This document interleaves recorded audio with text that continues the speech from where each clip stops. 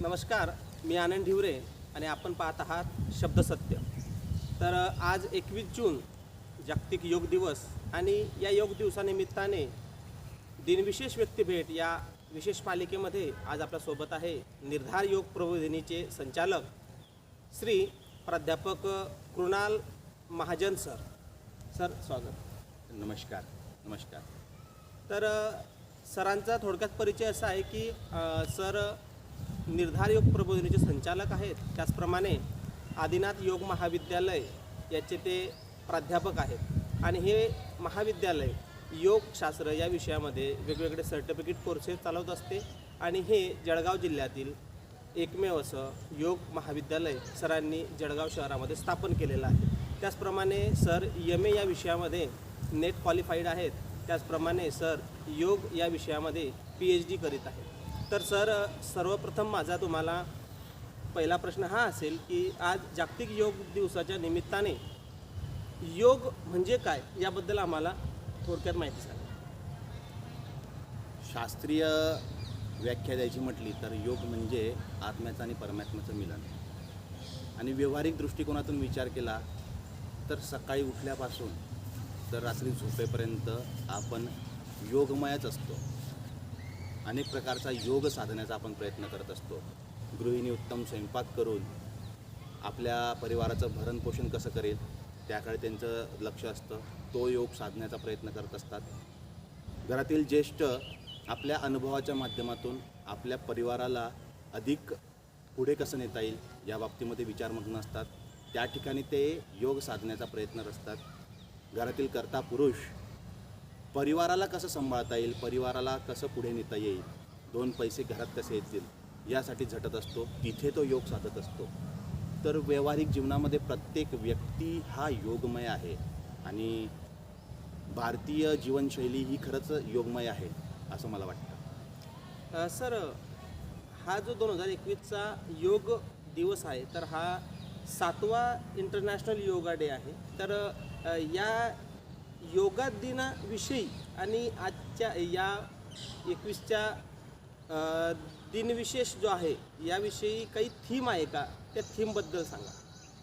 होय, प्रत्येक वर्षी योग दिनाला एक विशिष्ट थीम असते शासनातर्फे ती जाहीर होते आणि यंदाची थीम आहे yoga be with yoga be at home. ही 7व्या योग दिनाची थीम आहे. योगाच्या पार्श्वभूमीला योग दिनाची पार्श्वभूमी जर विशद करायची म्हटली तर त्याला 7 वर्षाचा हा जो पिरियड आहे तर अनेक प्रश्न असे येतात की योग दिन कसा सुरुवात झाली, का सुरुवात झाली आणि त्याचे पुढाकार कोणी घेतला. तर मला सांगायला अत्यंत आनंद होईल की योग दिनाची जी सुरुवात आहे सर्वात प्रथम युनोमध्ये 11 डिसेंबर 2014 साली एक प्रस्ताव मांडण्यात आला. 21 जून हा जागतिक योग दिवस म्हणून साजरा व्हावा. त्याला पुढाकार घेतला भारतीय शासनाने, भारतीय प्रशासनाने हा दिवस अख्ख्या जगासमोर ठेवला आणि बघता बघता जवळपास 180च्या वर देशांनी याला समर्थन दिलं आणि 2015 साली पहिला योग दिवस साजरा करण्यात आला. सर योगा डे हा भारताकडून युनोकडे प्रस्ताव गेला होता असं माझ्या माहितीप्रमाणे आहे आणि मग त्याला सर्व देशांनी मान्यताही दिली. मग आज हा योगा डे फक्त भारतात मनवला जातो का संपूर्ण विश्वात मनवला जातो आणि विश्वामध्ये त्याची संकल्पना काय आहे योगाची? वा, अतिशय सुंदर प्रश्न आहे.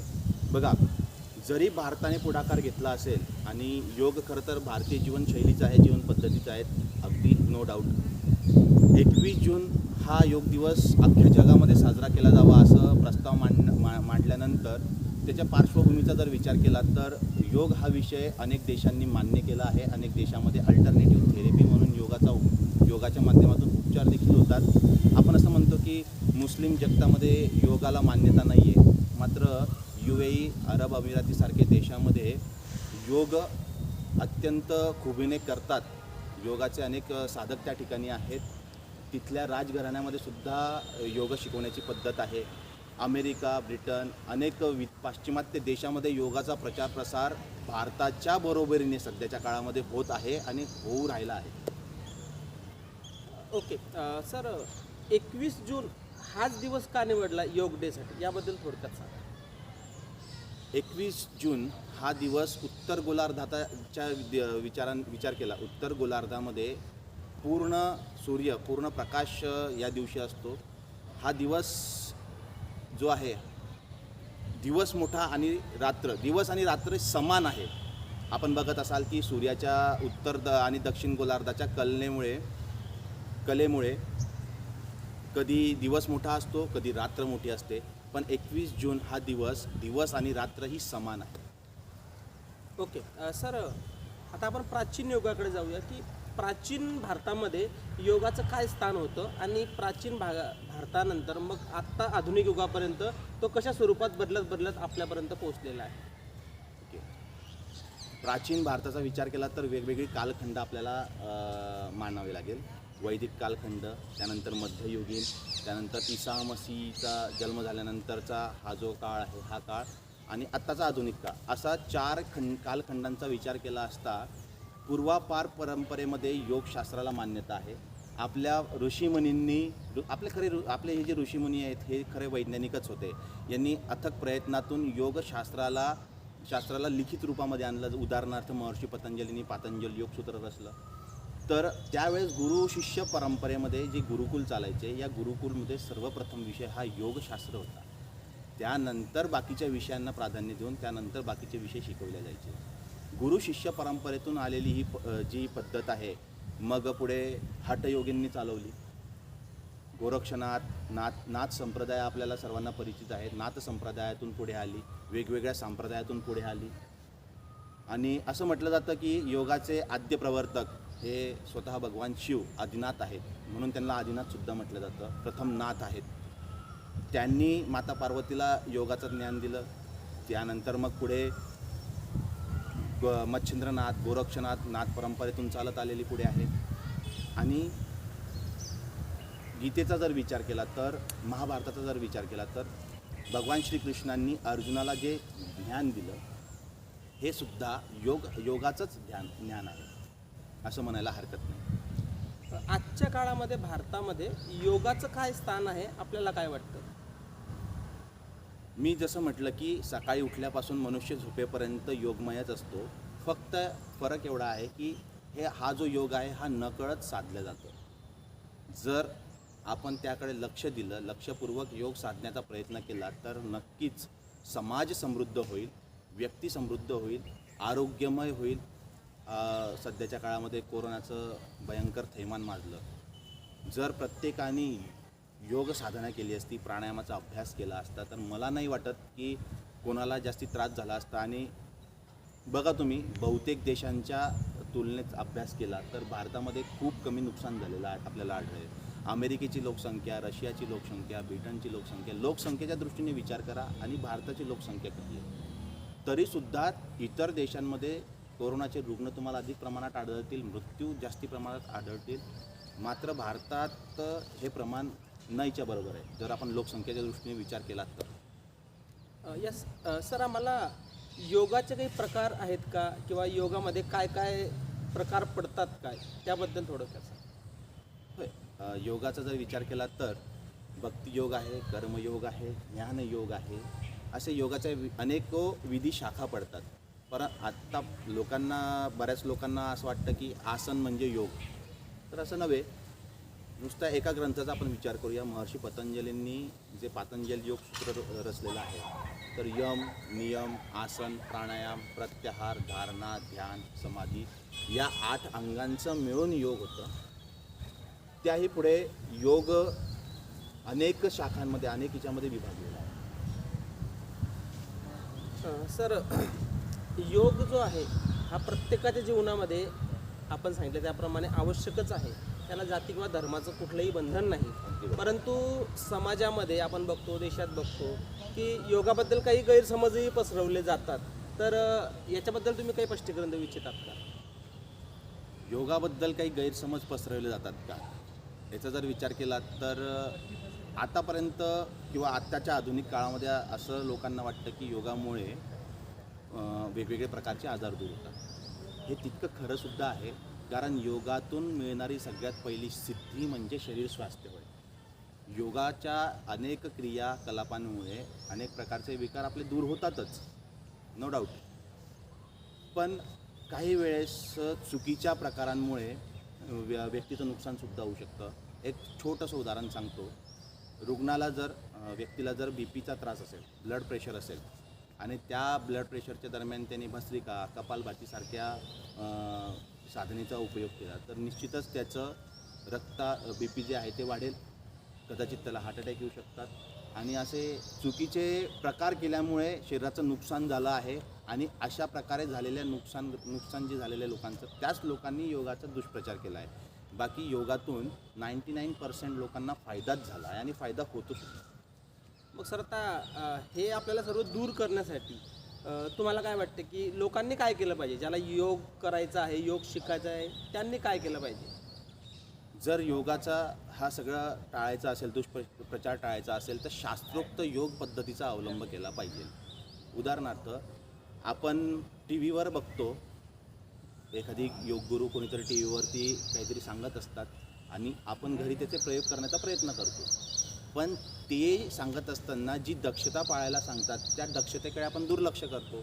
जसं मी आता सांगितलंच की बी पीचा त्रास असेल तर तुम्ही कपालभाती आणि असे उपाय केले तर तुम्हाला फायदा होण्याच्या ऐवजी निश्चितच नुकसान होईल.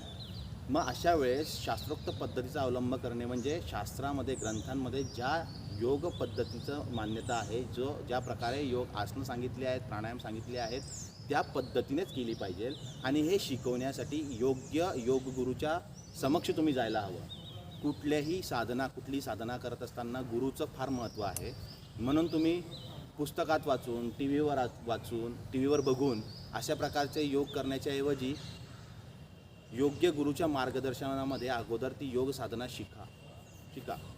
आणि ज्यावेळेस तुम्हाला स्वतःवरती नियंत्रण येईल, तुमची आसने अगदी व्यवस्थित होतील, तुम्हाला प्राणायाम व्यवस्थित जमायला लागतील, त्यावेळेस तुम्ही घरी करू शकतात.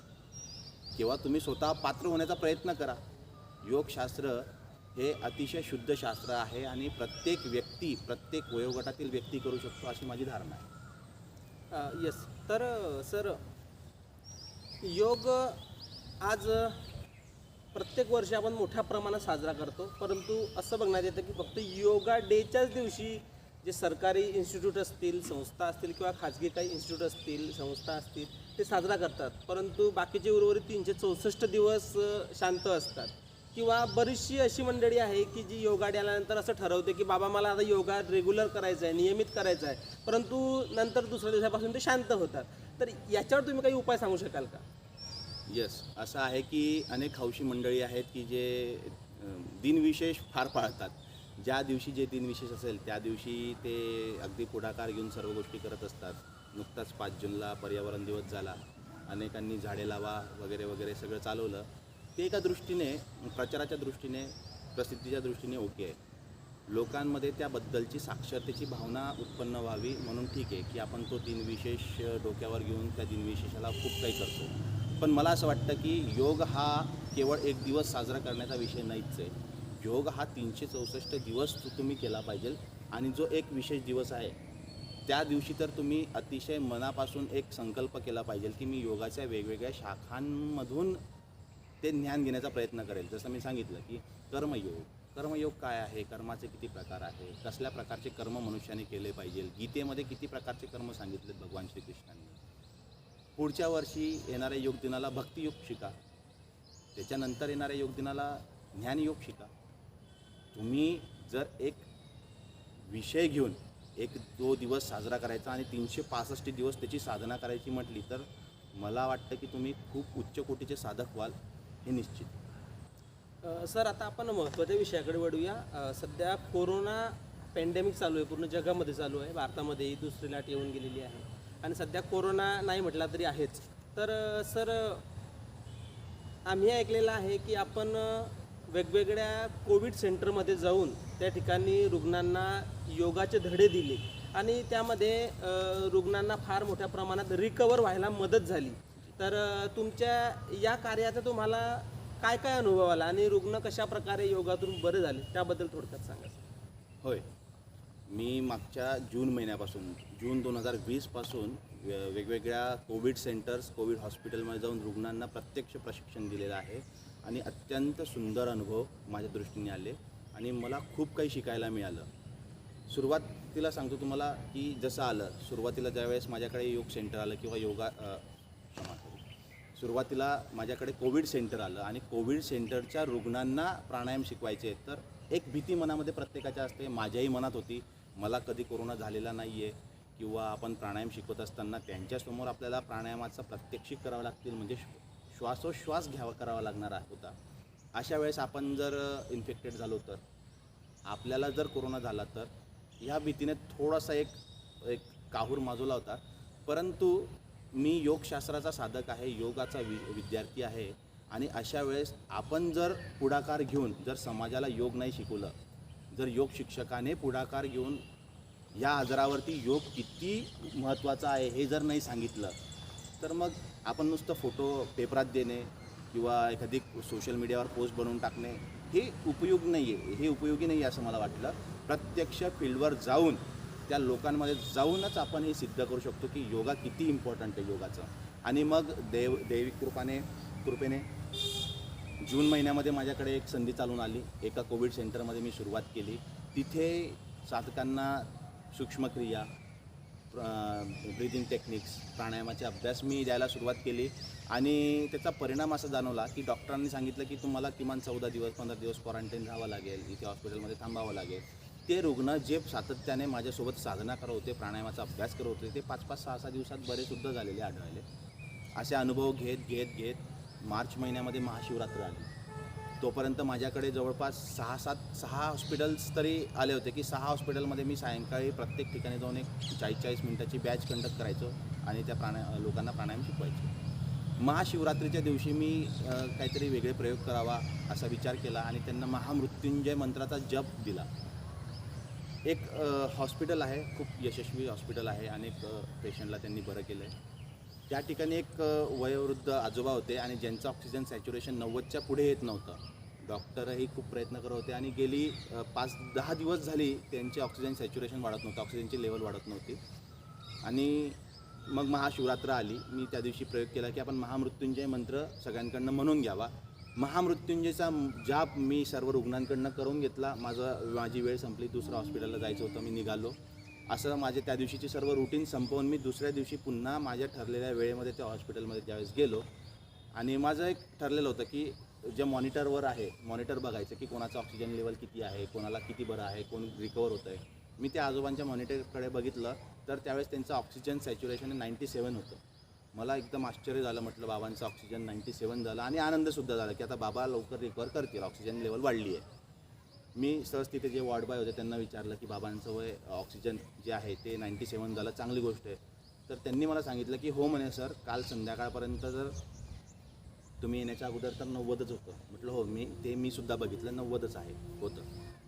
तुम्ही गेल्यानंतर माहीत नाही काय झालं पण ते वाढायला सुरुवात झाली आणि 97-98पर्यंत येऊन थांबलं. अत्यंत डॉक्टरसुद्धा आनंदी झाले, आम्ही सगळेसुद्धा आनंदी झालो की आता बाबांना आपण वाचवू शकू असा त्यांना विश्वास निर्माण झाला. नंतर मी ज्यावेळेस या गोष्टीवर विचार केला तर मला असं जाणवलं की आपण काल महामृत्युंजय मंत्राचा जाप घेतला आणि हे सायंटिफिक प्रूव्ह आहे की बीज मंत्रांच्या माध्यमातून आपण शरीराचे हे जी चक्र आहेत ही चक्र ॲक्टिव्ह करू शकतो. आणि महामृत्युंजय मंत्रामध्ये जी बीज मंत्र आहे त्याच्यात तर खूप शक्ती आहे. महामृत्युंजय म्हणजे मृत्यूला टाळणारा तो मंत्र आहे आणि त्याचा प्रात्यक्षिक मी केल्यानंतर जिवंत उदाहरण मी स्वतः त्याचं घेतलं आहे. आणि मी जे पुस्तकात वाचलं होतं, जे ग्रंथांमध्ये वाचलं होतं किंवा जे ऐकलं होतं की महामृत्युंजय मंत्राने खूप काही फायदे आहेत, मी ते प्रत्यक्षात अनुभवले आणि ते कोरोना रुग्णावरच अनुभवले. अरे वा, मला वाटतं सर या बातमीचा खूप सोशल मीडियावरती पण प्रसार आणि प्रचार झालेला होता. जी हो यस. तर हे एक योगामुळे काय होऊ शकते याचं एक ज्वलंत आणि मूर्तिमंत उदाहरण जी आपल्यासमोर आहेच. सर सध्याच्या कोरोना काळामध्ये योग हा फायदेशीर आहे, मग प्रत्येकाने तो घरी कसा करावा किंवा केव्हा करावा याचं काही बंधनं, याची काही मर्यादा आहेत का? तर त्याबद्दल सांगा की लोकांनी तो घरी कसा करावा. हो, मी जसं म्हटलं तुम्हाला आताच की योग हा विषय अगोदर उत्तम गुरुच्या माध्यमातून स्वतः आत्मसात करावा, शिकावा. आणि ज्यावेळेस तुम्हाला तुमच्या स्वतःवर कॉन्फिडंट येईल की मी आता करू शकतो, तर मग तुम्ही त्याचे प्रयोग घरी करायला हरकत नाही असं मला वाटतं. पण सुरुवातीला तुम्ही स्वतः शिकणे फार आवश्यक आहे. नाहीतर तुम्ही टी व्ही बघून पुस्तकं वाचून काहीतरी चुकीचं केलं तर त्याच्यामुळे फायद्याने पण थोडंफार नुकसान होऊ शकतं. एखादी आसन चुकवलं तुम्ही तर त्याच्यामुळे एखादी मसल तुमचं हे होऊ शकतं. प्राणायाम जर चुकवलं तर तुम्ही सरळ प्राणाशी खेळत आहात एवढं लक्षात ठेवायला हरकत नाही. प्राणायाम म्हणजे सरळ प्राणाशी खेळणे. म्हणून योग्य गुरुच्या माध्यमातूनच तुम्ही शिका असं मी तुम्हाला या ठिकाणी सांगावं असं वाटेल. आणि तुम्ही कोरोनाचा जो विचार सांगितला मला की कोरोना आहे त्यामुळे काय करावं कसं करावं, पुन्हा एक उदाहरण देतो की कोरोनावरती योगा किती उपयोगी आहे, योगशास्त्र किती उपयोगी आहे याचं उदाहरण तुम्ही मला सुद्धा मानू शकतात. मी 7 हॉस्पिटलमध्ये प्रचंड वेवमध्ये काम केलं, म्हणजे दुसऱ्या वेवमध्ये काम केलं, पहिल्या वेवमध्ये काम केलं. ICUमध्ये जाऊन रुग्णांना मी काउन्सिलिंग केलं. त्यांच्या डोक्यावरून हात फिरवणे असो किंवा त्यांच्याशी 2 शब्द गोड बोलणे असो, त्यांचा हातामध्ये घेणे असो, इथपर्यंत सगळं रुग्णांसोबत करावं लागतं त्यांचं मोटिवेशन वाढवण्यासाठी. एवढं करूनसुद्धा आजपर्यंत मला कधी कोरोना झाला नाही. मी अगदी ठणठणीत आहे. तर हे सगळं योगाचाच आशीर्वाद आहे असं म्हणायला हरकत नाही. माझी साधना मी त्या काळामध्ये सातत्याने ठेवली, नियमित ठेवली, कारण मला माहीत होतं की मलासुद्धा माझी साधना त्या पद्धतीने ठेवावी लागणार आहे. माझी सकारात्मकता, माझी पॉझिटिव्हिटी मला तितक्या पटीने वाढवावी लागणार आहे, जेणेकरून मी इतर रुग्णांनासुद्धा सकारात्मक पद्धतीने सगळी साधना शिकवू शकतो. सर, आता ज्यांना कोरोना होऊन गेलेला आहे, कोरोनातून ते बरे झालेले आहेत, बरोबर, तर या लोकांसाठी पण योगा उपयुक्त ठरेल का? म्हणजे ते योगा करू शकतात? हो, अगदी बरोबर. आता आम्ही प्री टेस्ट पोस्ट कोविडचे काही शिबिर चालवतो आहे. निर्धार योग प्रबोधिनी जे आमचं सेंटर आहे ते जळगाव शहरामध्ये कोर्टाच्या बिलकुल मागे मध्यवर्ती ठिकाणावर आहे. तर मी आपल्या चॅनलच्या माध्यमातून सातत्यांना विनंती करेल, ज्यांना खास करून कोविड होऊन गेलेला आहे. आता तुम्ही सध्या बातम्यांमध्ये वाचतायत की कोविडनंतर, कोरोनानंतर रोगप्रतिकारक शक्ती खालावली आहे, म्हणून म्युकरमायकोसिस नावाचे वेगवेगळे विकार किंवा अनेक वेगवेगळे विकार उत्पन्न होत आहेत. तर मी असं म्हणेल की तुम्ही आमच्या सेंटरवर या, आमच्या महाविद्यालयामध्ये या. आम्ही पोस्ट कोविडवर शिबिरं घेत आहोत, मोफत मार्गदर्शन करत आहोत. लोकांना त्यांची रोगप्रतिकारक शक्ती वाढावी म्हणून आहारावर मार्गदर्शन करत आहोत. आहार कसा असावा, विहार कसा असावा, आता पावसाळा आहे, वेगवेगळ्या ऋतूमध्ये तुमची दिनचर्या कशी असावी यावर मार्गदर्शन करत आहोत. त्यांच्याकडनं विशिष्ट प्रकारची साधना करून घेत आहोत, ज्यामुळे कोरोनानंतर म्युकरमायकोसिस नावाचा आजार होऊ नये. मग त्यात शुद्धिक्रिया आहे, नेती नावाची, कपालभाती आहे शुद्धिक्रिया, त्यानंतर भस्त्रिका प्राणायाम, अनुलोम विलोम प्राणायाम, नाडीशुद्धी प्राणायाम, असे वेगवेगळे प्राणायाम आहेत ज्याच्या माध्यमातून तुम्ही रोगप्रतिकारक शक्ती वाढवू शकतात. विशिष्ट आसनांमधून तुम्ही खूप साध्य करू शकतात. आणि आम्ही हे कोविडच्या रुग्णांना निःशुल्क शिकवतो आहे, हे आमचं वैशिष्ट्य आहे. त्यानंतर कॉलेजच्या माध्यमातून मी असं म्हणू शकेल की आजच्या तरुणाईने योगशास्त्राकडे वळावं, कारण यामध्ये उच्च कोटीचं तुम्ही करिअर करू शकतात. मित्रांनो बघा, योगशास्त्रामध्ये UGCने मान्यता दिलेले मास्टर डिग्री आहे, पोस्ट ग्रॅज्युएशन आहे, ग्रॅज्युएशन आहे, डिप्लोमाचे कोर्स अवेलेबल आहे. तुम्ही हे सगळे कोर्सेस केल्यानंतर तुम्हाला एखाद्या शाळेमध्ये योग शिक्षकाची नोकरी मिळू शकते. तुम्ही स्वतः एखादी योग सेंटर चालवू शकतात. तुम्ही ज्ञानदानाचं कार्य करू शकतात. मास्टर डिग्री झाल्यानंतर नेट जर क्वालिफाईड झालात तुम्ही, तर असिस्टंट प्राध्यापक म्हणून तुम्ही ज्ञानदानाचं कार्य करू शकतात. याच्याही पुढे जाऊन तुम्ही PhD करू शकतात. जळगावमध्ये माझे जे गुरु आहेत ते PhD झालेले आहेत. मी आता PhDच्या वाटेवर आहे, भविष्यात मलाही मिळेल. असे अनेक लोक या क्षेत्रामध्ये तयार होत आहेत. अतिशय नाविन्यपूर्ण UGCने हा घेतलेला विषय आहे, त्यामुळे अनेक विद्यापीठामध्ये अजून योग विषय नाही आहे. ज्यावेळेस विचार करा तुम्ही की उत्तर भारतामध्ये योग विषय हा शाळेमध्ये कंपल्सरी केलेला आहे. ज्यावेळेस महाराष्ट्रासारख्या राज्यामध्ये योग विषय कंपल्सरी केल्यानंतर कितीतरी शाळेमध्ये योगाचे शिक्षक लागतील, इतके योग शिक्षक येतील कुठून? म्हणून मी तरुणाईला खास करून मी विनंती करेल की तुम्ही योग विषयाकडे वळा. योगाचं शिक्षण घ्या, रीतसर प्रशिक्षण घ्या, डिग्री घ्या, डिप्लोमाचे कोर्सेस करा, ज्यामुळे भविष्यामध्ये जर शासनाने ठरवलं आणि योग विषय हा शाळेमध्ये किंवा योग विषय कॉलेजेसमध्ये शिकवण्यासाठी कंपल्सरी केला तर तुम्हाला रोजगाराच्या संधी उपलब्ध होतील. किंबहुना तुम्ही स्वतःचं स्वास्थ्य ठेवू शकतात, परिवाराचं स्वास्थ्य ठेवू शकतात. आणि योगशास्त्र शिकण्यासाठी वयाचं बंधन असलं पाहिजे असं नाही आहे. आमच्या निर्धार योग प्रबोधिनीच्या कॉलेजमध्ये मागच्या वर्षी एक 62 वर्षाच्या आजींनी ॲडमिशन घेतली होती आणि मी त्यांचं कौतुक करेल की घरून विरोध होता, पतीकडनं विरोध, मुलांकडनं विरोध, सुनांकडनं विरोध, नातवांकडनं विरोध, की आता या वयामध्ये तू कुठे कॉलेजला चालली आणि कुठे शिकणार आहे. पण त्यांनी ठाम राहून हा विषय शिकलेत आणि आज ते स्वतः उत्तम योग साधक आहेत. आणि मला सांगायला आनंद होईल की त्या स्वतः आता योगाचे वेगवेगळे बॅचेस कंडक्ट करतात त्यांच्या अपार्टमेंटमध्ये. अरे वा, खूप छान. सर, 2015ला जेव्हा आपला पहिला योगा डे आपल्या देशामध्ये संपूर्ण जगामध्ये साजरा झाला, त्यानंतर आतापर्यंतचा विषय, तर योग दिवस सुरू झाला किंवा बरेचसं योगाबद्दल तर जनजागृती सुरू झाली, चांगल्या प्रकारची झाली, परंतु अजून जितका योगा झपाट्याने देशामध्ये पसरायला पाहिजे होता किंवा तुम्ही सांगितल्याप्रमाणे शालेय स्तरावर असेल किंवा महाविद्यालयीन स्तरावर असेल, जो झपाट्याने पसरायला पाहिजे होता किंवा तो कंपल्सरी करायला पाहिजे होता, एक त्यांना विषय म्हणून शिकवायला पाहिजे होता, तर हे तेवढ्या प्रमाणात झालं नाही. याच्याबद्दल आपल्याला काही वाटतं का? मला असं वाटेल की 2015 नंतर बऱ्यापैकी जनजागृती झाली आहे. लोकांनी योग हा विषय आत्मसात करायला सुरुवात केली आहे, पण ती तुकड्यामध्ये. योग विषय किंवा योग शिक्षकांनी एकत्र येणं फार गरजेचं आहे आजच्या या सध्याच्या काळामध्ये. जर योग शिक्षक एकत्र आला तर तो समाजाला उत्तम स्तरावर नेऊ शकतो. इतकी शक्ती एक योग शिक्षकामध्ये आहे, कारण तो समाजामध्ये ज्ञानदानाचं काम करत असताना स्वास्थ्य हा प्रदान करू शकतो. आणि शासन स्वास्थ्यासाठी खूप काही पैसा खर्च करते. स्वास्थ्याचे अनेको योजना आहे सरकार समोर आणत असतं. मात्र जर व्यक्तीने पुढाकार घेऊन स्वतः योग साधना केली तर तो स्वास्थ्य तर राहीलच, पण तो एक समाजामध्ये उत्तम मनुष्य म्हणून सुद्धा प्रस्थापित होईल. कारण की योग हा केवळ आरोग्याला नाही, तर योग हा एकंदरीत त्याचं ज्ञान, त्याची वागणूक, समाजामध्ये त्याचं स्थान या विषयावर सुद्धा काम करतो. योग शिक्षकांनी एकत्र येणं अत्यंत महत्त्वाचं आहे आणि त्याची सुरुवात झालेली आहे असं मला तुम्हाला नमूद करा असं वाटेल. अखिल भारतीय योग शिक्षक महासंघाची स्थापना झाली, जी भारत स्तरावरती काम करते आहे योग शिक्षकांसाठी. त्यानंतर आरोग्य भारती नावाची एक संघटना आहे, जिच्यामध्ये वेगवेगळे योग शिक्षक एकत्र येतात, लोकांना आरोग्याकडे वळवतात, आरोग्याकडे लोकांची दृष्टी वळवतात. आणि 2015 नंतर पण हे निश्चित की योगाचा प्रचार प्रसार झाला आहे, वाढत आहे आणि तो अजून वाढेल. पण जर शासनाने अनास्था टाळली तर कशी?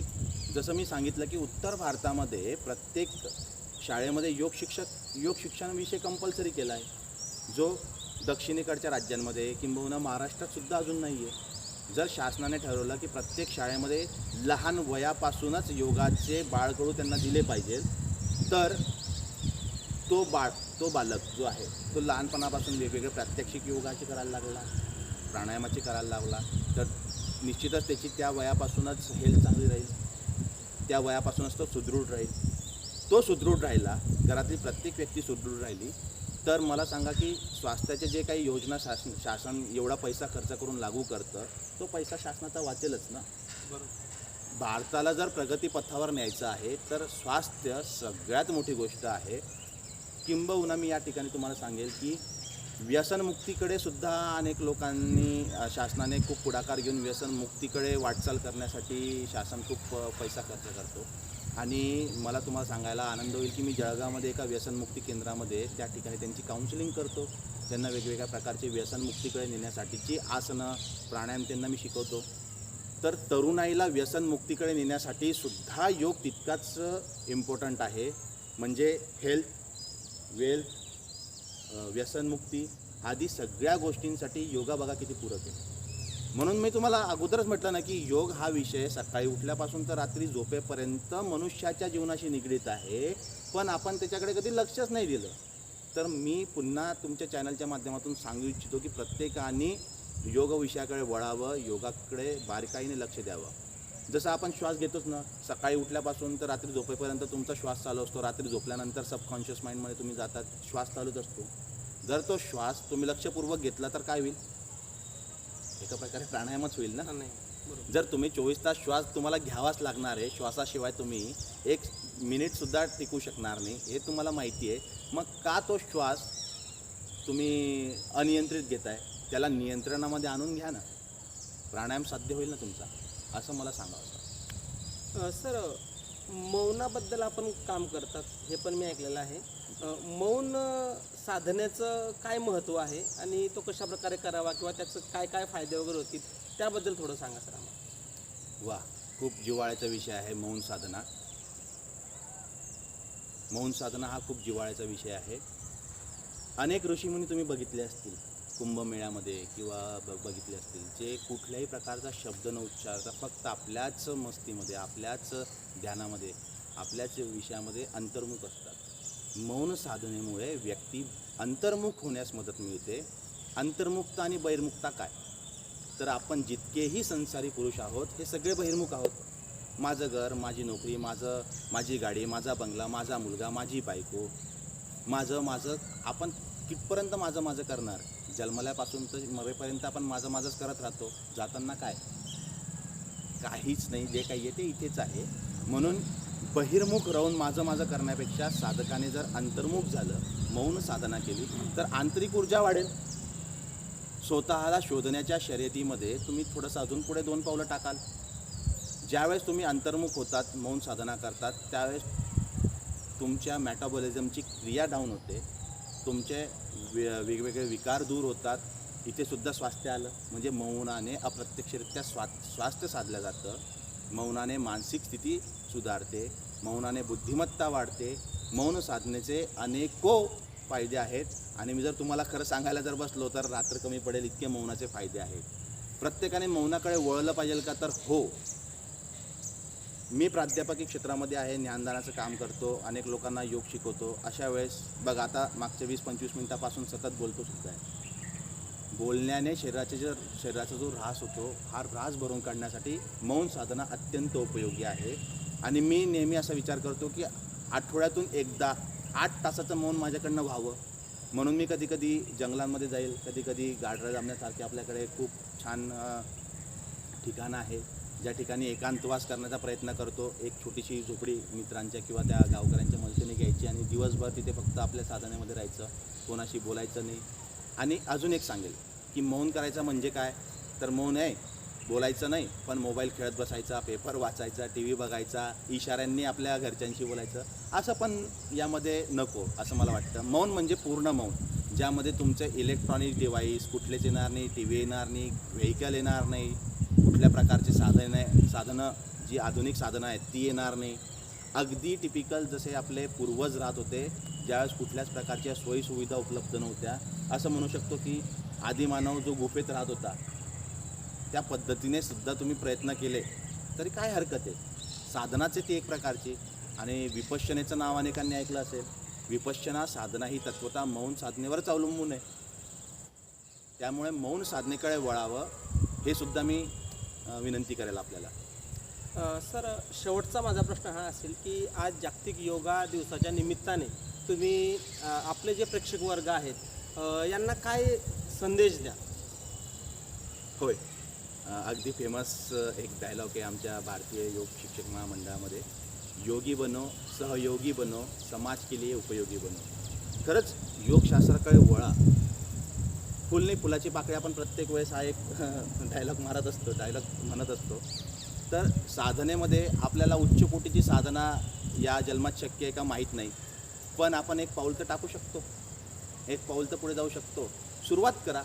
काही छोटी आसनं करा, निवांत 2 मिनटं बसा. जितकं तुम्हाला आंतरिक ऊर्जा तुमची संग्रहित करता येईल तितकी करा. शांत बसा. 5 मिनटं 2 मिनटं ध्यानामध्ये जाण्याचा प्रयत्न करा. वेगवेगळ्या प्रकारची प्राणायाम शिका, वेगवेगळ्या प्रकारची आसनं शिका. बंध आहेत, मुद्रा आहेत, खूप काय योगशास्त्रामध्ये आहेत. नाही किंबहुना यम आणि नियमांचा अभ्यास तरी करा. सत्य, अहिंसा, ब्रह्मचर्य, अपरिग्रह अशी वेगवेगळी यम आहेत, नियम आहेत. शौच, संतोष, तप, स्वाध्याय, ईश्वर प्रणिधान नियम आहेत.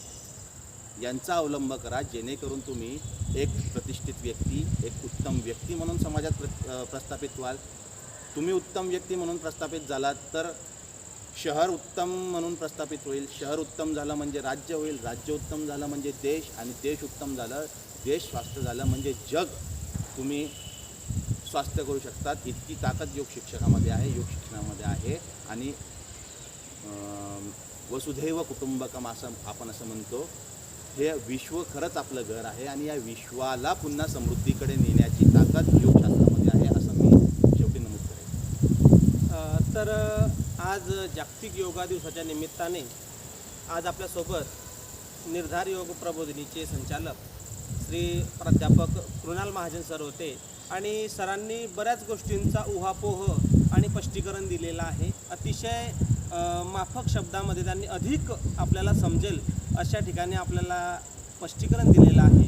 तर योगामध्ये कोणाला करिअर करायचे असेल किंवा योग साधनेबद्दल माहिती घ्यायची असेल किंवा सरांच्या प्रबोधिनीमार्फत जे जे योग शिबिरं असतात त्या शिबिरांमध्ये आपल्याला सहभागी व्हायचं असेल तर आपण कृणाल महाजन सरांशी संपर्क साधू शकतो. आणि सर, आपण आपला अमूल्य वेळ दिला त्याच्याबद्दल आपले खूप खूप आभार. खरं तर आभार आपले व्यक्त करायला हवे, शब्द सत्याचे आभार व्यक्त करायला हवे, कारण आपल्या माध्यमातून योगाचा प्रचार प्रसार करण्याची एक उत्तम संधी मला मिळाली आहे. आणि खरंच आपले आभार. आणि हा विषय आपण जास्तीत जास्त जनमानसांपर्यंत पोहोचवावा ही आपल्याला विनंती. खूप खूप धन्यवाद सर. तर आजच्या दिनविशेष व्यक्तिभेट कार्यक्रमामध्ये आपण इथेच थांबूया. नमस्कार.